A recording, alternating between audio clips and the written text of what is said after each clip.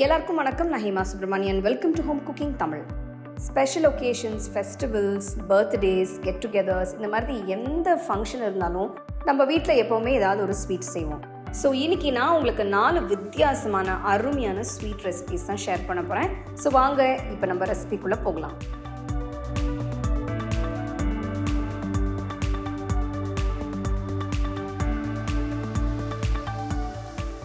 கடாயில் 1 டீஸ்பூன் நெய் ஊற்றுங்க. இப்போ நம்ம சேமியாவை வறுக்க போகிறோம்.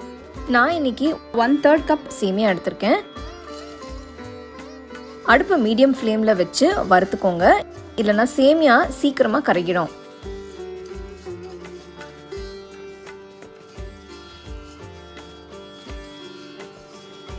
சேமியா கோல்டன் ப்ரௌன் கலருக்கு மாறினதும் எடுத்து தனியாக வச்சிருங்க. நெக்ஸ்ட் அதே கடாயில் 1 டீஸ்பூன் நெய் ஊற்றுங்க. இந்த ரெசிபிக்கு நான் 10 பேரிச்சம்பழம் எடுத்திருக்கேன். இதை கொஞ்சம் தின்னா கட் பண்ணிக்கோங்க. உங்களுக்கு வேணும்னா நீங்கள் சின்ன சின்ன துண்டாக கட் பண்ணி யூஸ் பண்ணிக்கலாம். ஒரு 2-3 நிமிஷத்துக்கு பேரிச்சம்பழத்தை நல்லா ரோஸ்ட் பண்ணிக்கோங்க. இப்போ நல்லா ரோஸ்ட் ஆயிடுச்சு, எடுத்து தனியாக வச்சிருங்க.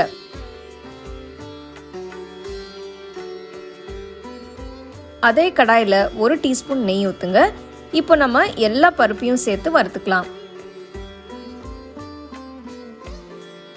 1/4 கப் முந்திரி பருப்பு நறுக்குனது போடுங்க. 1/4 கப் பாதாம் மெலிசா நறுக்குனது போடுறேன்.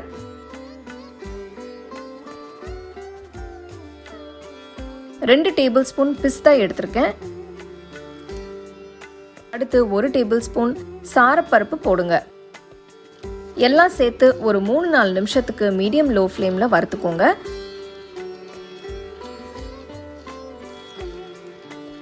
பாருங்க, பருப்பெல்லாம் நல்ல கோல்டன் ப்ரௌன் கலருக்கு மாறிடுச்சு. கடாயிலிருந்து எடுத்துட்டு தனியாக வச்சிருங்க. கடைசியாக நான் கொஞ்சம் காஞ்ச திராட்சை வறுக்க போகிறேன். அதுக்கு கடாயில் 1 டீஸ்பூன் நெய் ஊற்றுங்க. காஞ்ச திராட்சையை ஆட் பண்ணுங்க. திராட்சை பொரிஞ்சு வர வரைக்கும் வறுத்துக்கோங்க.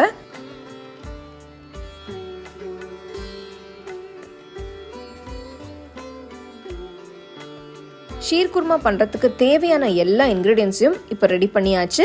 இப்போ நம்ம ஷீர்குர்மா பண்ண ஆரம்பிக்கலாம். நல்லா அகலமான கடாயில் 1 லிட்டர் முழு கொழுப்புள்ள பால் ஆட் பண்ணுறேன். இது வந்து ஆல்ரெடி கொதிக்க வச்ச பால். இதை நான் ஆட் பண்ணுறேன்.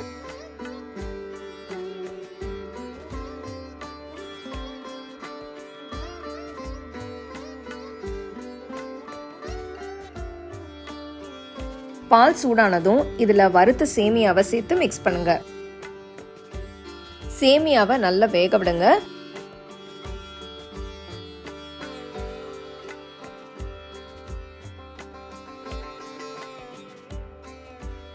பார்த்தீங்கன்னா பால் நல்லா வத்திடுச்சு, சேமியாவும் நல்லா வெந்துடுச்சு. சர்க்கரை சேர்க்கறதுக்கு முன்னாடி சேமியா நல்லா வெந்துடுச்சான்னு செக் பண்ணி பார்த்துட்டு அப்புறமா சர்க்கரை சேர்த்துக்கோங்க. நான் 1/4 கப் சர்க்கரை ஆட் பண்ணுறேன். டேஸ்ட் பார்த்துட்டு உங்களுக்கு இன்னும் கொஞ்சம் சர்க்கரை வேணும்னா நீங்கள் உங்கள் டேஸ்ட்டுக்கு ஏற்ற மாதிரி நீங்கள் ஆட் பண்ணிக்கலாம்.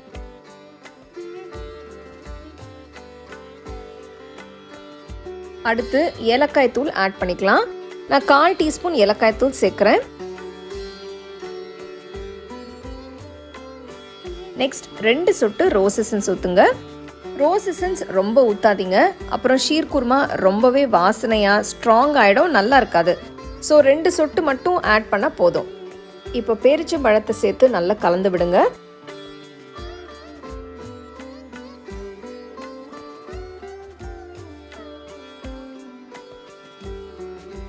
அடுத்து வறுத்த பருப்பு அப்புறம் திராட்சையும் சேர்த்து மிக்ஸ் பண்ணுங்க.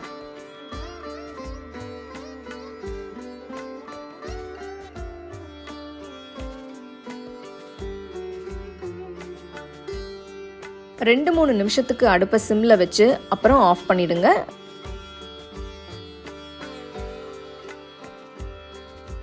ரொம்பவே அருமையான ஷீர்குர்மா சூப்பராக ரெடி ஆயிடுச்சு. இது வந்து நீங்கள் சூடாக இருக்கும் போதே சாப்பிட்லாம், இல்லைன்னா ஃப்ரிட்ஜில் வச்சு ஜில்லுன்னு சர்வ் பண்ணலாம்.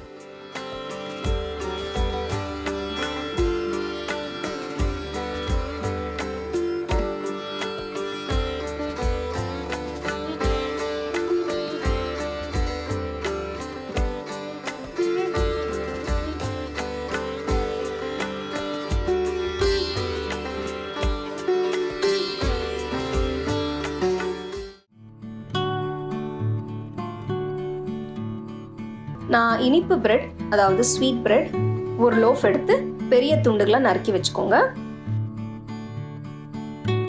ஒரு சாஸ்பேன்ல 1/2 லிட்டர் பால் எடுத்து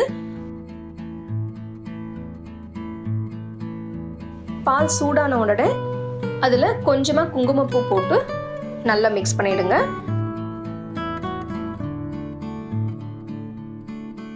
நல்லா மிக்ஸ் பண்ண உடனே இதுல 100 கிராம் கோவா போட்டிருக்கேன். இது இனிப்பு இல்லாத கோவா, கடையில் கிடைக்கும். நீங்கள் சமையலுக்கு யூஸ் பண்ணுற கோவான்னு கேட்டிங்கன்னா கொடுப்பாங்க. இல்லைன்னா உங்ககிட்ட இனிப்பான கோவா இருந்தால் கூட நீங்கள் யூஸ் பண்ணிக்கலாம். ஃப்ளேம் மீடியமில் வச்சு கோவா நல்லா சுத்தமாக கரையிற வரைக்கும் நல்லா மிக்ஸ் பண்ணிவிடுங்க. இப்போ பார்த்தீங்கன்னா கோவா நல்லா மிக்ஸ் ஆகிருக்கு, நல்லா கரைஞ்சிருச்சு. கோவா கரைஞ்ச உடனே 5 நிமிஷம் கொதிக்க விட்டு இறக்கி வச்சுருங்க. பிரெட் துண்டுகளை டீப் ஃப்ரை செய்ய போகிறோம்.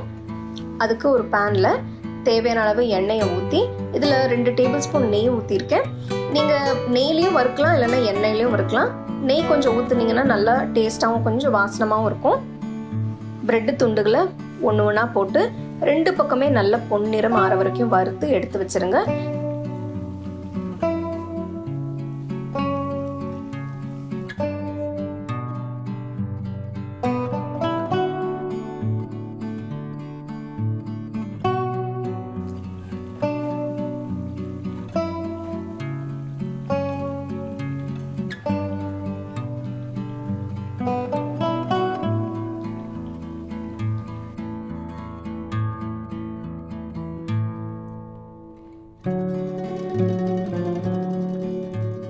இந்த மாதிரி எல்லா பிரெட் துண்டுகளையும் வறுத்து எடுத்து வச்சிருங்க.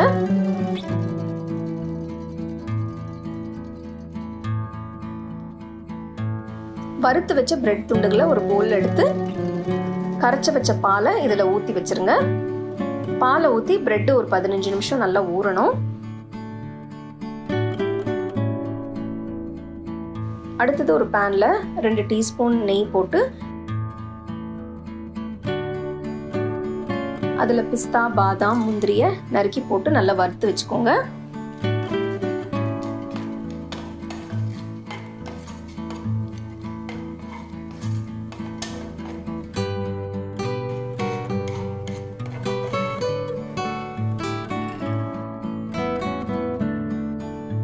பருப்பெல்லாம் வறுத்த பிறகு எடுத்து வச்சுட்டு திராட்சையும் வறுத்து எடுத்து வச்சிருங்க.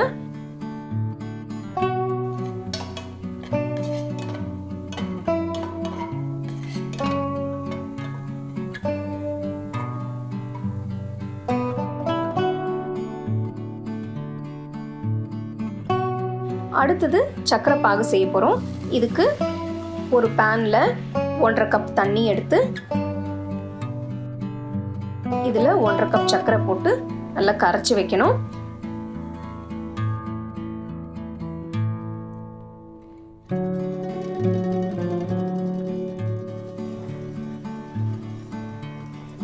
சக்கரை நல்லா கரைஞ்ச உடனே அதில் 1 டீஸ்பூன் ஏலக்காய் தூள் போட்டு நல்லா மிக்ஸ் பண்ணிட்டு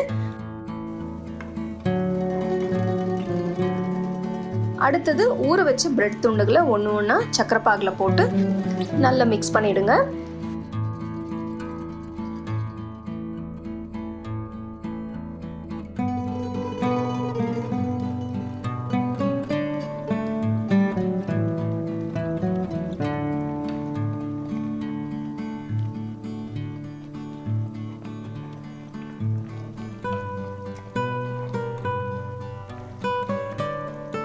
பிரெட்டு சக்கரை பாகை நல்லா உறிஞ்சு நல்லா அருமையாக இருக்கும்.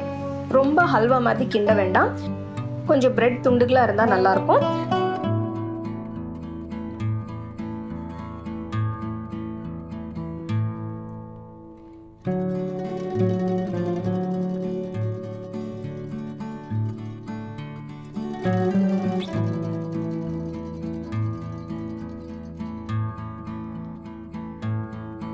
ஸோ இந்த மாதிரி டபுள் கா மீட்டா எப்படி செய்யறதுன்னு பார்த்தோம். ரொம்ப அருமையான ஒரு ஸ்வீட். கண்டிப்பாக அதை நீங்கள் வீட்டில் செஞ்சு பாருங்கள். ரொம்ப டேஸ்ட்டாக இருக்கும், எல்லாருக்கும் கண்டிப்பாக ரொம்பவே பிடிக்கும்.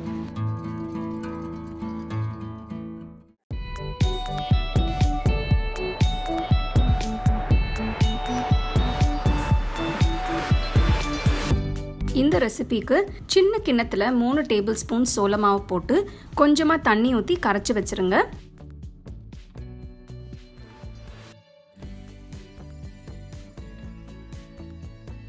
நான் 1/2 லிட்டர் பால் எடுத்திருக்கேன். கடாயில் பால் ஊற்றுங்க. பால் கொஞ்சம் கொதிச்சதும் 4 டேபிள் ஸ்பூன் சர்க்கரையை போட்டு கிண்டுங்க. அடுத்து இதில் 200 கிராம் ஃப்ரெஷ் க்ரீம் போடுங்க. அடுப்பை நல்லா குறைச்சி வச்சு எல்லாத்தையும் நல்லா கலந்து விடுங்க.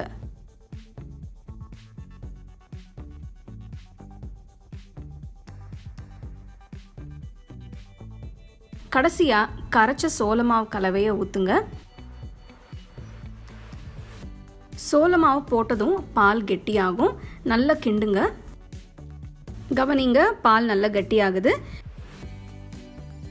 இந்த மாதிரி வயர் விஸ்க் யூஸ் பண்ணால் கொஞ்சம் ஈஸியாக இருக்கும்.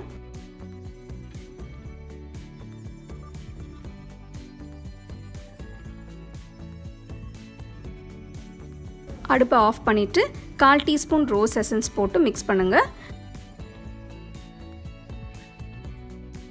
மல்லபி மிக்ஸ்சர் இப்போ ரெடி. லேசாக சூடாக இருக்கும்போதே சர்வ் பண்ணுற கப்ஸ் இல்லைன்னா கிளாஸில் ஊற்றுங்க.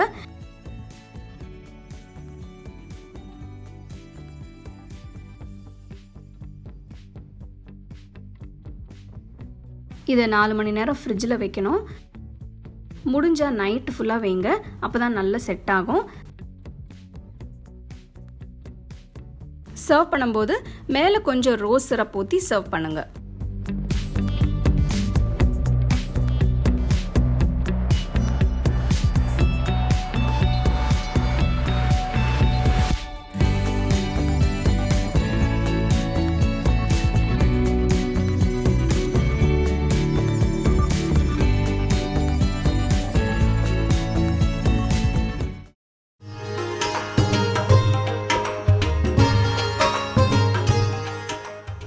சாஸ்பேனில் 3 கப் தண்ணி ஊற்றி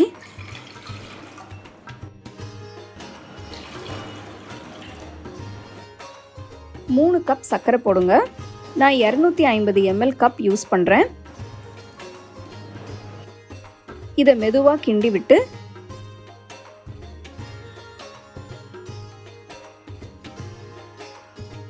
சர்க்கரை ஃபுல்லாக கரைஞ்சதும் இதை 10 நிமிஷத்துக்கு மீடியம் ஃப்ளேமில் கொதிக்க விடுங்க.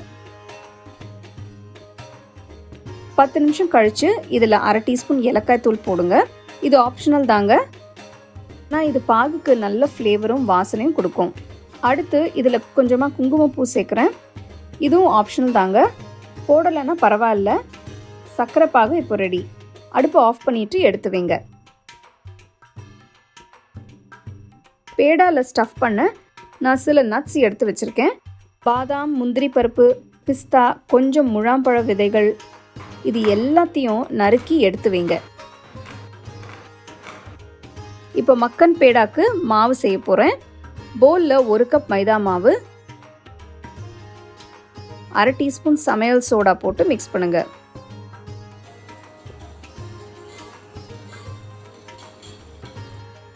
அடுத்து 1/2 கப் இனிப்பு இல்லாத கோவா போடுங்க.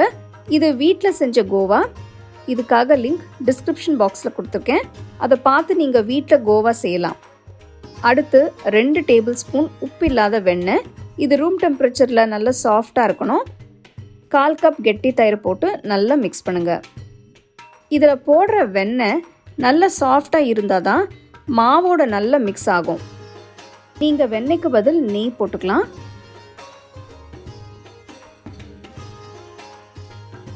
மாவு திரண்டு வந்ததும் இதை இன்னொரு 5 நிமிஷத்துக்கு பிசைங்க. இப்போ கொஞ்சமாக மாவு எடுத்து ரோல் பண்ணுங்க.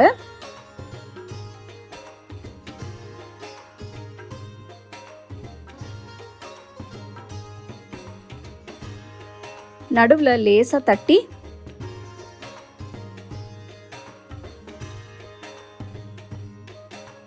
உள்ள கொஞ்சம் நறுக்குன நட்ஸ், கொஞ்சம் குங்குமப்பூ வச்சு சீல் பண்ணுங்க. இதை லேசா அழுத்தி பேடா ஷேப்க்கு தட்டுங்க. இதே மெத்தட்ல எல்லா பேடாவையும் செஞ்சு வைங்க. கடாயில பொரிக்கிறதுக்கான தேவையான அளவு எண்ணெயை ஊற்றி சூடானதும் பேடாவை போடுங்க. அடுப்பு மீடியம் லோ ஃப்ளேம்ல இருக்கணும்.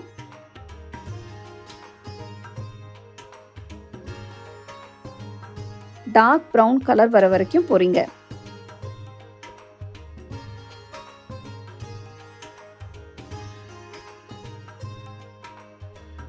எல்லா பேடாவையும் பொரிச்ச பிறகு இதை சர்க்கரை பாகில் போடுங்க.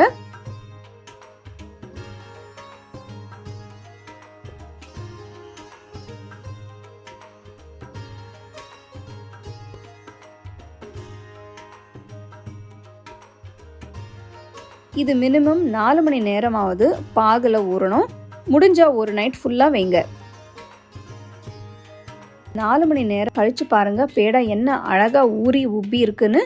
இதை வாயில் போட்டால் கரைஞ்சிரும். அந்த அளவுக்கு நல்ல சாஃப்டாக இருக்கணும். இதை சர்வ் பண்ணும்போது கொஞ்சம் சர்க்கரை பாகை ஊற்றி மேலே நறுக்கின நட்ஸ், குங்குமப்பூ போட்டு சர்வ் பண்ணுங்கள். சுவையான ஆற்காடு மக்கன் பேடா இப்போ ரெடி.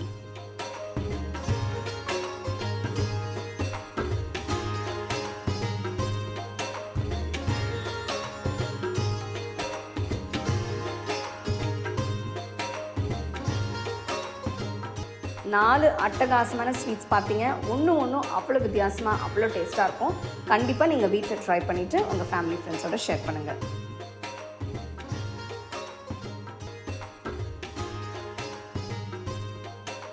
உங்களுக்கு இந்த ரெசிபி பிடிச்சிருந்தா லைக் பண்ணி ஷேர் பண்ணி ஹோம் குக்கிங் தமிழ் சேனலுக்கு சப்ஸ்கிரைப் பண்ணுங்கள். மறக்காமல் பெல் ஐக்கானை கிளிக் பண்ணுங்கள். The second edition of our home cooking book is now available on our website 21frames.in. I'll give you the link in the description. You can go and check it out. The book is currently available only in India for now, so you can place your orders on 21frames.in.